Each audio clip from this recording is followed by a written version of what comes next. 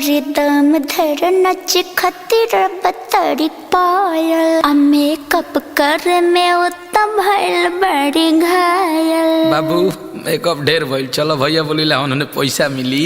फिर 2 रुपया दिबैब। अरे अब की पारी तार जंगला केवाड़ी कुल लग जाई, चिंता जिन करो। अच्छा रुको चलो तनी। दौरा में डेग डाली। Presented by Adishakti films. न बनी अंबानी जी जानो तो सभाबानी जी के झूठो के फैलता नी रहुआ न ले ले कुछ बानी जी धरी न जबरी कलाई साफ साफ बतियाई माला पता न दिया। अरे मुँह खोल के मांगा मुँह मांगा जानू दा ए ब्यास मान न जा। अरे फेंकू हो गया औरी देहब कुछ ही ना। क्या दीजिएगा? 2 रुपया हो 2 रुपया आ गई औकात पर। 2 रुपया हो 2 रुपया हम जानता नहीं। बोरा में आके ले लो 2 रुपया हो। बोरा में आके ले लो 2 रुपया हो। उमर हिला के पौने 2 रुपया।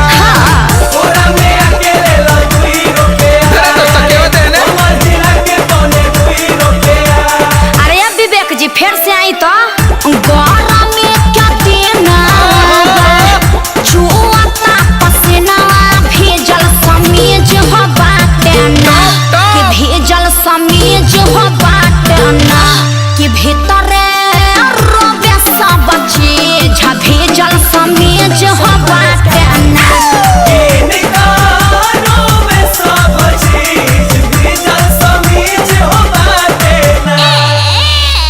सुनले बानी तोहरता बहुते हो खता कमाई हो 1000 2000 जे दे देब तोहरो न कुछ घट जाई हो। जवानी अथनी पकैले बाड़ू कांडी बोला काहे अतना हाई बजट के करे लूटी। अरे बोला भैया जान भैया तो हमार होवे। हाँ तो फ्री में मजा लेबा छोड़ी हमार अब पीछा लेब न परीक्षा तनी दूरी बनाई। अरे तो तोहरे खातिर सब भई जुटावता निधन। चल झूठा ऐसे तू रहो जान मान। अरे होई पगली के पाछा पगली झर पर का ब्यास। हाँ तो तहार कहे भभाता 2 रुपया हो 2 रुपया। का खा 2 रुपया हो 2 रुपया। बहुत जा। बोरा में आके ले लो 2 रुपया हो। बोरा में आके ले लो 2 रुपया। कमर हिला के पौने 2 रुपया। ना होई बोरा में आके ले लो 2 रुपया। अरे कमर हिला के पौने 2 रुपया। तू लोग कीप साइलेंट रहबा लोग की ना काहे खातिर आतना कमाइला एगो झुमका बना पेन्हाइला। जीवन बीमा तोहरो कराई हो।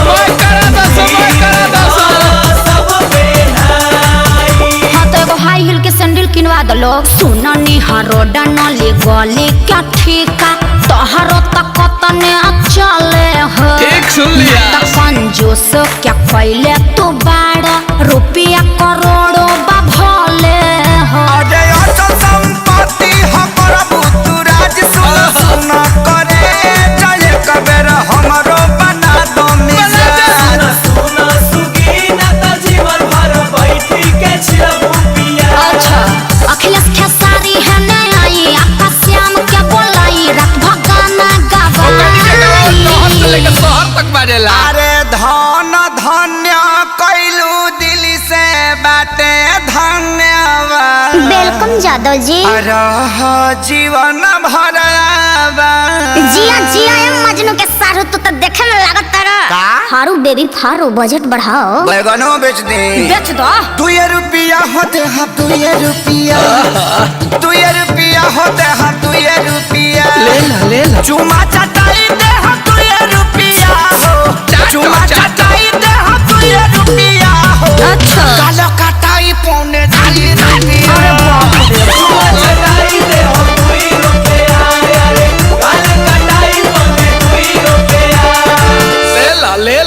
अरे बाजार खत्म करो लोग, जा अपना घरे।